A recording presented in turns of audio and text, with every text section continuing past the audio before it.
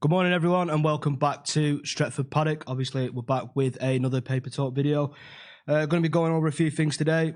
Obviously, there's a bit of some news on Alexis Sanchez, and obviously some transfer news as well. So, kicking it off with, like I say, Sanchez now. There's been numerous reports coming out this morning, sort of breaking late last night as well, that United are willing to give Alexis Sanchez another chance to revive his Man United career. Obviously, we all thought once he left for Inter Milan on loan, all signs sort of pointed towards, once that loan was over and he came back to United, it'd be out the door.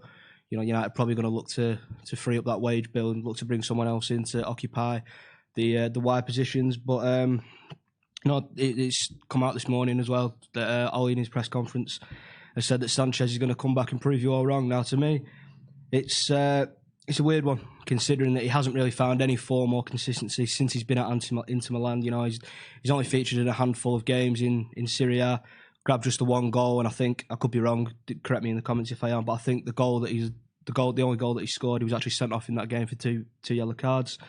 When I first heard the story, I couldn't see too much in it, but based on all his quotes this morning, I think it definitely looks like he is going to have a part to play next season, which, I don't know, you guys tell me what you think. Do you think Sanchez still has a role to play at the club? Do you think we are better off getting him out the door? For me personally, I don't think he's got anything left to offer. I think, when he came in the January window under Mourinho, we all allowed him a little bit of time to settle in and try and get used to it. And then and then the season, his first full season, he was constantly injured in and out of the team, not playing very well again. So I think Sanchez's time at United should and probably deserves to be over, but maybe Ollie's hand has been forced to try and keep Sanchez now. Obviously, we've been quite disappointed in this transfer market, and maybe Ollie's looking forward to probably not having the best summer window as well again, which you can't really blame him for, knowing what we're like nowadays. So make sure you get your comments in about Sanchez, and we will come to them at the end of the video. Moving on to an incoming now. Now, Islam Slimani is a name that's been linked to United over the past few weeks. Obviously, we know we need a striker. We haven't got many options up front, especially with... Well, we didn't have many options when we had Rashford, and now that's massively intensified with the injury to Rashford. This one's coming out of the Daily Mail and various other outlets as well, suggesting that Slimani has asked for his loan at Monaco to be cut short after hearing that United have made an inquiry about him. Now, for me, whenever a random name sort of comes out of the blue like this, it does normally tend to mean there is something in it. But, having said this, there's not been too many credible sources that have come out and confirmed that United are interested, United are looking at him. Or, like I say, that Slimani has asked for his loan to be cut short. So we will have to wait and see on that one. Let's be honest, it's not who we wanted to see come in. Obviously, we know who our main target is in this window, and we're going to get to him. Later on. But when you think about it, it does sort of make sense as a sign. He's big, he's strong, he's physical, he's good at holding that ball up. He's got 7 assists in league games so far this season. And for around 5 million-ish, supposedly, is how much it would cost to get him from Leicester, obviously. He is on loan at Monaco from Leicester. But at the same time, Leicester are battling for that Champions League place. Granted, they are a few points ahead of us now. So maybe they'd be a bit reluctant to sell him to us, because obviously we do need options up front, and he probably is a player that we need. So like I say, it's going to be interesting to see what happens there. I think we all know we need a striker, and I've been linked to him, Odin Igalo as well, which is a bit more of a random one, obviously the former Watford striker. But and obviously as well, came out this morning that United we're supposedly trying to hijack the deal for the striker that Leeds have just signed from, is it Kevin Jean Augustin or something like that. So again, that sums us up. Like I said in the news video yesterday, it's like we don't really have any targets. Then we look at what other clubs are doing and think, we'll try and go in for him. But make sure you get your comments in about Slimani. Is there any other strikers you want to see us make a late move for? Let us know. And obviously it's becoming a constant segment on these news videos now. What's going on with Bruno Fernandes? Sadly, nothing too concrete beyond what we already know. Obviously, Sky released yesterday that United have seemingly raised their offer to around 50 million, 15 million in add-ons as well. So now we're all just pretty much waiting for a credible source, whether that be someone like The Athletic, Fabrizio Romano, and Sky have been pretty consistent on this story as well. So we're going to have to wait and see if they update us throughout the day. Obviously, it's just the 3 days of the window left now, so if United are going to complete this deal, they are going to have to get a move on. Fernandes did play last night for Sporting. Supposedly, all of his family were there at the game as well, which I don't know. Is that something we can read into? I mean, we all know we're desperate for this deal to get done. So maybe we are just all clutching at straws, trying to grasp onto whatever hope we can, what we can grab onto at the minute. So again, it's just a waiting game now, and the window as a whole has been disgraceful from United. Really, we knew what our problems were going into the window, and we've dragged it out and we've dragged it out and we've dragged it out. I think the Fernandes stuff was mentioned within the first week, and like I said, 3 days of the window left now, and it still doesn't really seem that much closer to being done. Obviously, we knew personal terms were agreed quite soon once the window did open, but again, it's just a fee. And like I say, it's not been good enough. It's not been good enough for years in the transfer market, and I'll always again sort of come out and defended, but I get that his hands are sort of tied because he can't come out and slag his bosses off in the press. He has said it's difficult to do business in January, which I do get. Teams are reluctant to let go of their players, and especially a team like Sporting as well. Fernandes is far and away their best player, so they are probably going to be a bit reluctant to get rid of him. But for me, it's simple. You pay the money, you pay what the club wants, and the deal's done.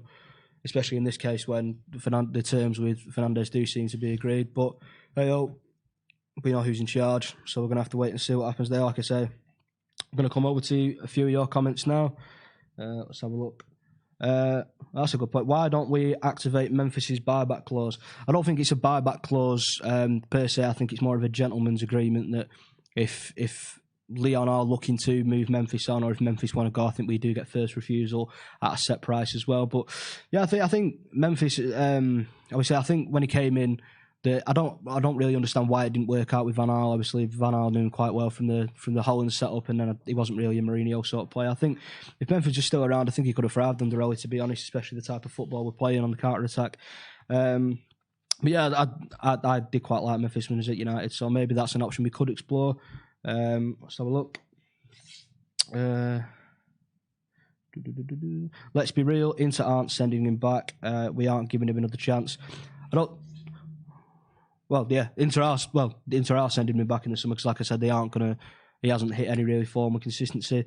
And we say we aren't giving him another chance. I was of the same opinion, mate, until the quotes have come out this morning from Ole, which seemingly point towards that he is going to be staying. Like I say, I'm not too sure how I feel about that, but we will wait and see what's happening on that one. Ole outs are toxic.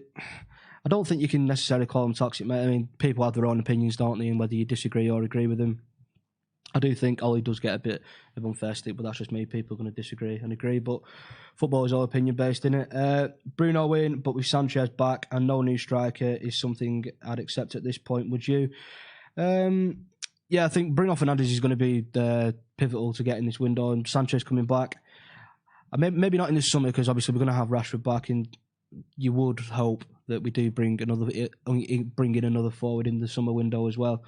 But I think if we were going to bring Sanchez back, I think now would have been the time. But obviously, due to our fantastic negotiation skills, we can't due to the contract that we allowed him to get him on. Obviously, he can play for Inter. But we're paying all his wages and can't recall him if we get an injury. So, again, great work from United. Ole's such a weak man, just bending over for Woodward. Again, I disagree. Like, we don't know what goes on behind closed doors. Ole, like I said, Ole can't come out and criticise his bosses, because we've seen that with Mourinho, and look what happened there. He got the sack, and Ole definitely does want to try and make this work, and he's just going to have to bite the bullet. And all we can do as fans, we all want Woodward out, we all want the Glazers out, so we just have to get behind that, and fingers crossed. Like I said, we brought to you yesterday that Woodward might end up getting frustrated with the whole criticism that he's getting and might look to move on. So we can only hope. But let's try and get in a couple more. Ole in until Poch comes in. People calling for Poch again. Ole sounds like a re-sign manager. I think he knows that when the summer comes, he's done. Maybe, and I don't think the board are going to be too hasty to make a decision. I think they are going to wait till the summer. If they do sack him, I think it's going to come down to whether we finish top four and whether we do finish with a trophy. But like I say, it's just a waiting game now, especially from now to the end of the season. If we don't bring anyone in, it is going to be difficult. Obviously, we've got the Europa League, FA Cup. Obviously, we've got the League Cup side tomorrow night, but I think we all know how that's going to go. And obviously, we're still in with a decent shout of top four, surprisingly enough. So, yeah, it's going to be tough, but we're just going to have to ride it out, aren't we? Cheers for watching, guys. Make sure you like, share, subscribe if you haven't already. And we are going to have the 3-point preview coming out for the City game tomorrow. And of course, we've got a podcast coming for you later on as well. So make sure you tune into that, and we'll see you in that one in a bit.